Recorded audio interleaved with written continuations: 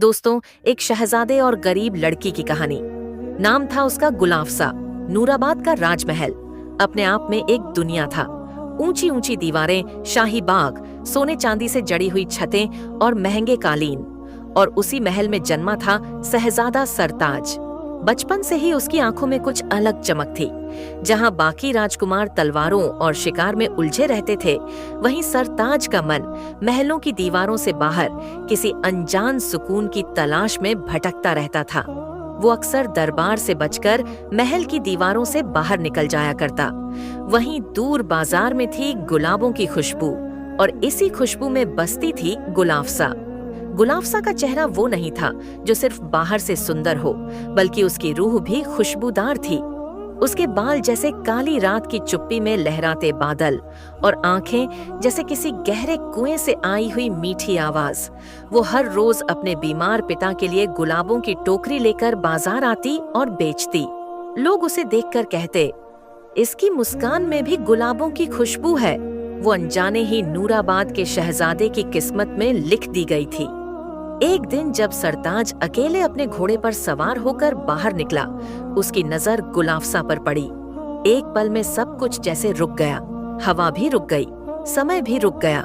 गुलाफसा झुकी हुई थी, गुलाबों की टोकरी संवार रही थी। उसी पल सरताज के दिल ने कहा, यही है मेरी तलाश। धीरे से वो उसके पास आया।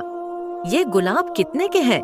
गुलाफसा ने मुस्कुराकर उसकी ओर देखा और कहा, साहब, मोहब्बत के गुलाब बिकते नहीं, बख्शे जाते हैं। उसकी ये बात सीधे दिल में उतर गई। अब हर रोज सरताज वही रास्ता पकड़ता।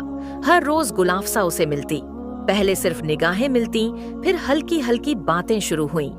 गुलाफसा को पता नहीं था कि ये लड़का कोई आम नहीं, बल्कि शहजादा है। लेकिन मोहब्बत कहाँ पूछती है ये सब। एक दिन सरताज ने कहा, तुम्हारी मुस्कान के लिए मैं सारी दुनिया छोड़ सकता हूँ।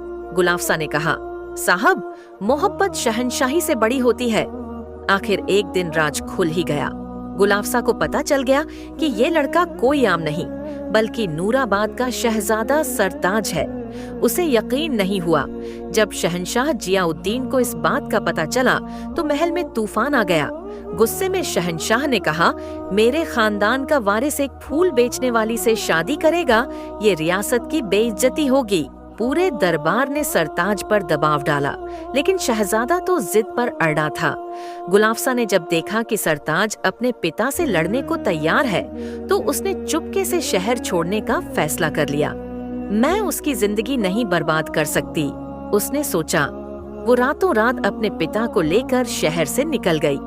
जब अगली सुबह सरताज पहुंचा तो सिर्फ गुलाबों की टोकरी बची थी, और उसमें एक खत, तुम्हारी मोहब्बत मेरी जान है, लेकिन तुम्हारी खुशी मेरे लिए सबसे बड़ी है। सरताज ने सब कुछ छोड़ दिया, तख्त, महल, शानो शौकत।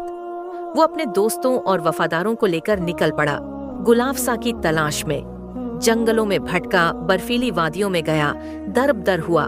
हर गांव में, हर नगर में पूछता, क्या यहाँ कोई लड़की आई थी जिसका नाम गुलाफसा है? लोगों ने उसे पागल समझ लिया। आखिरकार एक दिन एक छोटे से गांव में, दूर पहाड़ियों की ओट में उसे वो आवाज सुनाई दी जिसकी तलाश में वो दीवाना हुआ फिरता था। गुलाब, ताजे गुलाब। वो आवाज गुलाफसा की थी, लेकिन अब वो पहले जैसी नहीं थी। उसके कपड़े सादे थे, आंखों में थकान थी, लेकिन मुस्कान वही थी। सरताज उसके सामने आया। गुलाफसा की आंखों में आंसू आ गए। तुम यहाँ कैसे? तेरी तलाश में दुनिया छोड़ आया हूँ, सरताज ने कहा। इधर नूराबाद में बगावत की आहटें थीं। शहंशाह बूढ़ा हो चुका था। सरताज के न रहने से जनता नाराज थी। आखिरकार जब सरताज गुलाफसा को लेकर लौटा तो पूरा नूराबाद गूंज उठा। हमारे शहजादे की मोहब्बत सलामत रहे। बुजुर्ग शहंशाह ने भी हार मान ली। कहा, जिस मोहब्बत में ताज ठुकरा दिया जाए वो सच होती है। फिर हुआ वो निकाह जो आज तक किस्सों में जिंदा है। पूरी रियासत जश्न में डूबी थी। सरताज ने गुलाफसा से कहा, तू गुलाबों की रानी थी, अब मेरे दिल की मलिका है। और गुलाफसा ने कहा, तेरी मोहब्बत मेरे लिए रियासत से बड़ी थी। इसी तरह का कहानी के लिए आप हमारी चैनल इस्लामिक भवाइस स्टोरीज 786 को सब्सक्राइब करें।